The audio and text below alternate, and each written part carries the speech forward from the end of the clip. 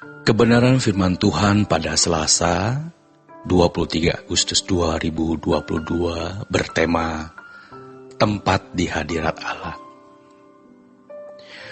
Saudaraku, ada satu hal yang sungguh-sungguh kita khawatirkan, yang juga menjadi suatu ketakutan.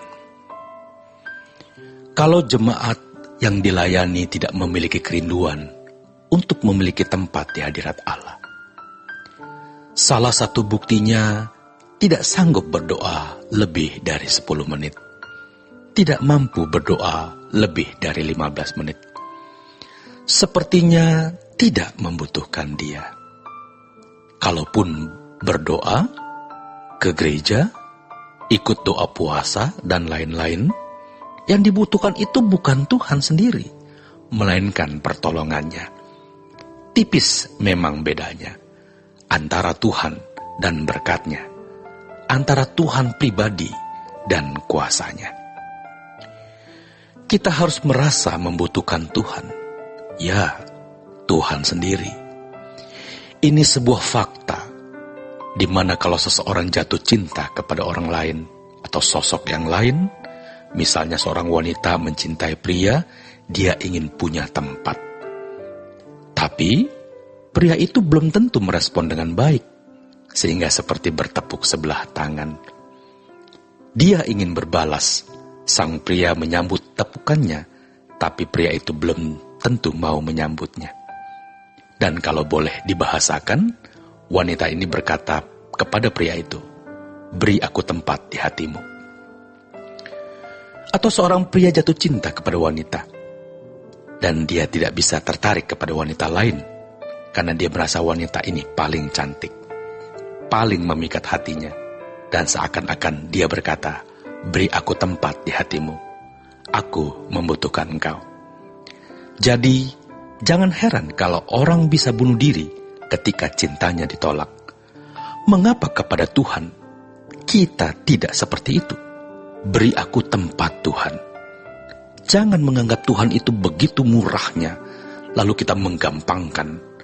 Kita lupa, Dia punya karakteristik. Dia punya hakikat. Tuhan tidak bisa diatur oleh siapapun dan apapun. Dia mengatur dirinya sendiri. Apa artinya ini?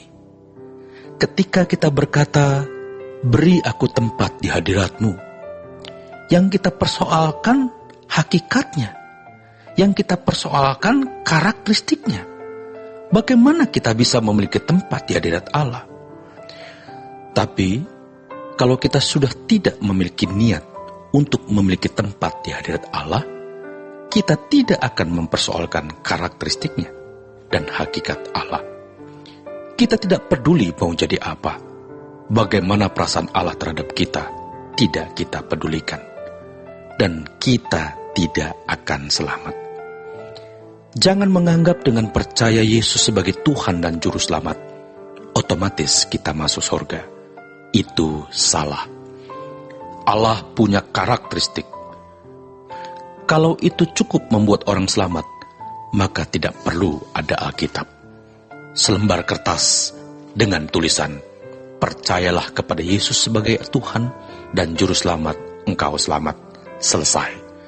Tidak perlu ada kalimat, "Jadikan semua bangsa muridku, bertumbuhlah, jadilah sempurna," dan lain sebagainya.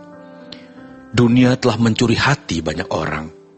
Benar, kata yang mulia Tuhan kita Yesus Kristus di Injil Yohanes pasal yang ke-10.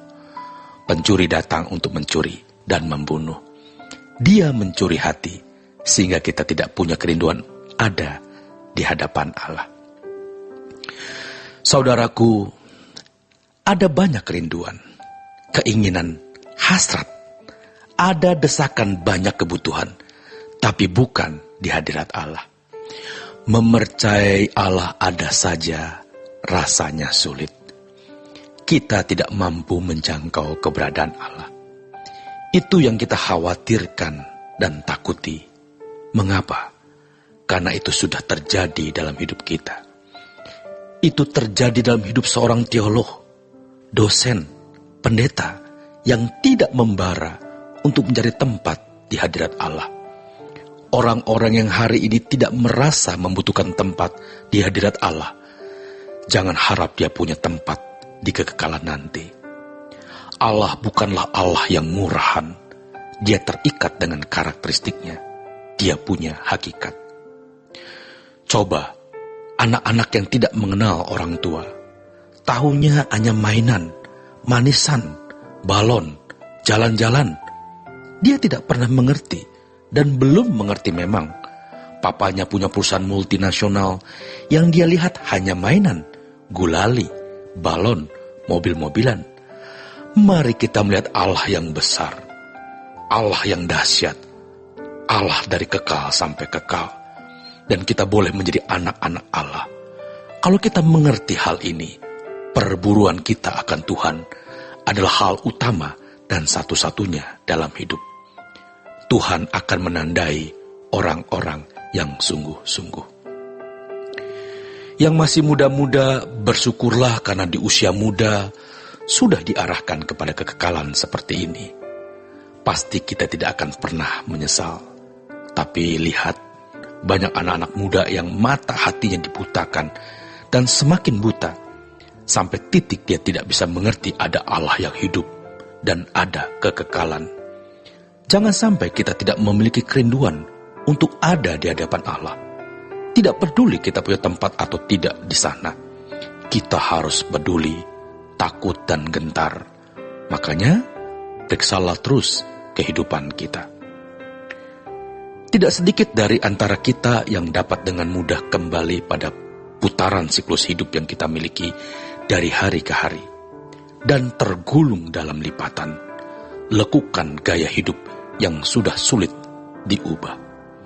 Kalau kita tidak sungguh-sungguh berjuang untuk keluar dari lipatan itu, dari siklus hidup itu, kita tidak akan pernah bisa keluar. Kita harus berusaha untuk keluar. Bagaimana caranya? Ubah rutinitasmu. Apa yang biasa kita lihat, jangan dilihat jika itu tidak perlu. Jika biasa bangun siang, bangunlah pagi berdoa. Jika kita terbiasa mengisi waktu yang banyak kesibukan, beri waktu tertentu untuk bertemu Tuhan. Saudaraku, ubahlah rutinitasmu. Selamat berjuang. Tuhan memberkati.